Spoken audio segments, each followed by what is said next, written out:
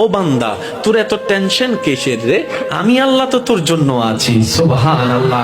আমি আছি না তোর? আরে যার কেউ নাই তাই না টেনশন করে, যার টাকা নাই সে টাকা নিয়ে টেনশন করে, যার অভিভাবক নাই সে অভিভাবক নিয়ে টেনশন করে, যার মোবাইল নাই সে মোবাইল নিয়ে টেনশন করে। আরে আমি আল্লাহ তো আছি তোর, আমি আল্লাহ তো আছি যিনি ইন্নাল্লাহ আলা কুল্লি শাইইন কাদির। আমি আল্লাহ রহমান তো আছি, আমি রহিম তো আছি, আমি গফফার তো আছি, আমি সত্তার তো আছি। সুবহানাল্লাহ। আমি গফফার তো আছি, আমি রাজ্জাক তো আছি। আরে আমি থাকতে তোর টেনশন কি? বান্দা বলে যে কথা তো ঠিক, যার নাই সে এনে টেনশন করে। আমার আল্লাহ যদি আমার থাকে, আমার তো টেনশন করার দরকার। তার মানে আমি এতদিন টেনশন করেছি, আসলে আমি আমার আল্লাহকে রাখতে জানি নাই। আমি আমার আল্লাহকে রাখতে জানি, আমি আমার আল্লাহকে ধরে রাখার মতো ধরে রাখতে জানি নাই, যার কারণে তো টেনশন আমাকে স্পর্শ করেছে।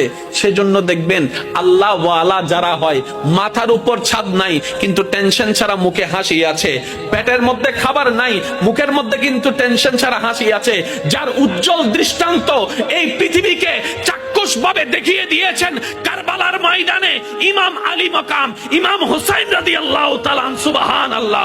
পরিবার সবাই শত্রুদের তীরের ভিতরে ছিল, তলোয়ারের ভিতরে ছিল, কাফেলার মধ্যে খাবার নাই কিন্তু মুখে কোনো টেনশন নাই, পানি নাই কিন্তু মুখে কোনো টেনশন নাই, পরিবার শহীদ হচ্ছে মুখে কোনো টেনশন নাই। জগৎ জিজ্ঞেস করে, ও ইমাম হুসাইন, এই কঠিন মুহূর্ত আপনি এত খুশি মনে আছেন কিভাবে? ইমাম হুসাইন উত্তর দেয়, আমার মাওলা তো আমার সাথে আছে, আমার টেনশন করার দরকার কি?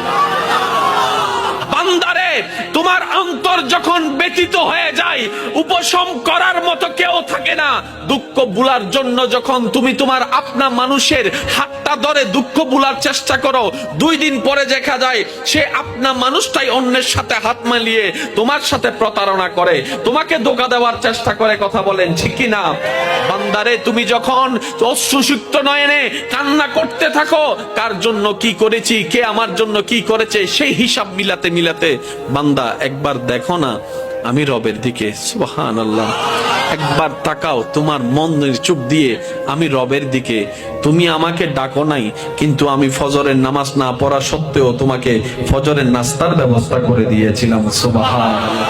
বান্দা, তুমি আমার জমিনে দাঁড়িয়ে 1000 গুনাহ করেছো আমার আদেশ অমান্য করে, কিন্তু আমি তোমার পা ভেঙে দিই নাই, বরং হাঁটার জন্য শক্তি দিয়েছি।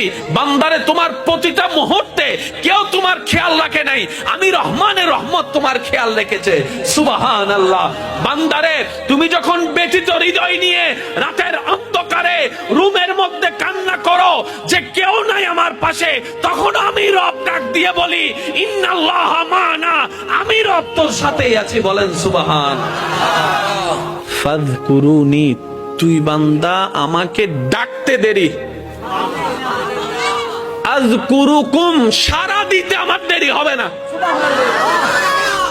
ফাযকুরুনি, বান্দা তুই আমাকে স্মরণ করতে দেরি, আযকুরুকুম, তোকে স্মরণ করতে আমার দেরি হবে না। এক কথায় ফাযকুরুনি, বান্দা অভাবে পড়ে তুই আমাকে স্মরণ কর, আযকুরুকুম, অভাব থেকে